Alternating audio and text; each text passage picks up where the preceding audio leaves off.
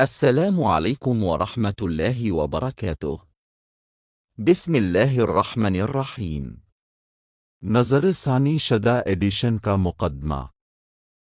How to win friends and influence people. سب سے پہلے 1937 میں صرف 5000 کاپیز کے ایڈیشن کے طور پر شائع ہوئی. نہ تو ڈیل کارنیگی اور نہ ہی پبلشرز سائمن اینڈ شوسٹر نے اس سے زیادہ فروخت کی توقع کی تھی. تاہم ان کی حیرانی کا سبب یہ تھا کہ کتاب راتوں رات ایک سنسیشن بن گئی اور ایڈیشن کے بعد ایڈیشن چھاپے جانے لگے تاکہ بڑھتی ہوئی عوامی مانگ کا مقابلہ کیا جا سکے. How to win friends and influence people نے اشاعت کی تاریخ میں اپنی جگہ بنا لی اور یہ تمام وقت کے بین الاقوامی بیسٹ سیلرز میں شامل ہو گئی.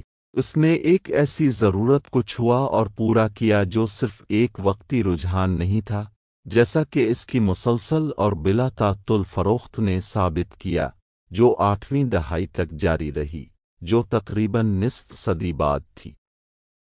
ڈیل کارنیگی کہا کرتے تھے کہ $1 ملین کمانا زبان میں کوئی محاورہ ڈالنے سے زیادہ آسان ہے. How to win friends and influence people ایسا محاورہ بن گیا جو بار بار حوالہ دیا گیا، تبدیل کیا گیا، نقل کیا گیا اور بے شمار مواقع پر استعمال کیا گیا، چاہے وہ سیاسی کارٹون ہو یا ناول. خود کتاب تقریباً ہر معروف تحریری زبان میں ترجمہ کی گئی. ہر نسل نے اسے نیا پایا اور اسے متعلقہ سمجھا. یہ ہمیں ایک منطقی سوال کی طرف لے آتا ہے: ایسی کتاب کی نظر ثانی کیوں کی جائے جو اپنے اثرات اور عالمگیر اپیل کو ثابت کر چکی ہو اور اس کا اثر ابھی تک قائم ہے؟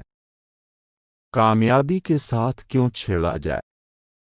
اس کا جواب دینے کے لیے ہمیں یہ سمجھنا ہوگا کہ ڈیل کارنیگی خود اپنی زندگی کے دوران اپنی کتابوں کی مسلسل نظر ثانی کرنے والے تھے. How to win friends and influence people کو مؤثر تقریر اور انسانی تعلقات کے اپنے کورسز کے لیے نصابی کتاب کے طور پر لکھا گیا تھا اور آج بھی ان کورسز میں استعمال ہوتی ہے. 1955 میں ان کی وفات تک وہ مسلسل اپنے کورس کو بہتر بناتے اور نظر ثانی کرتے رہے تاکہ یہ عوام کی بڑھتی ہوئی ضروریات کے مطابق ہو سکے.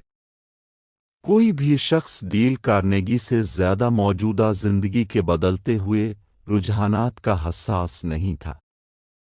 وہ اپنے تدریسی طریقوں کو مسلسل بہتر اور صاف کرتے رہے. انہوں نے اپنی افیکٹو اسپیکنگ پر کتاب کو کئی بار اپ ڈیٹ کیا. اگر وہ زیادہ عرصہ زندہ رہتے تو وہ خود how to win friends and influence people کو نظر ثانی کرتے تاکہ دنیا میں 30 کی دہائی کے بعد ہونے والی تبدیلیوں کی بہتر عکاسی کی جا سکے. کتاب میں شامل کئی مشہور شخصیات کے نام جو پہلی اشاعت کے وقت کافی معروف تھے، آج کے بہت سے قاریوں کے لیے پہچانے نہیں جاتے. کچھ مثالیں اور جملے آج کے سماجی ماحول میں اتنے قدیم اور پرانے لگتے ہیں جیسے کوئی وکٹورین ناول کے اندر ہوں. اس سے کتاب کا اہم پیغام اور اس کا مجموعی اثر ایک حد تک کمزور ہو جاتا ہے.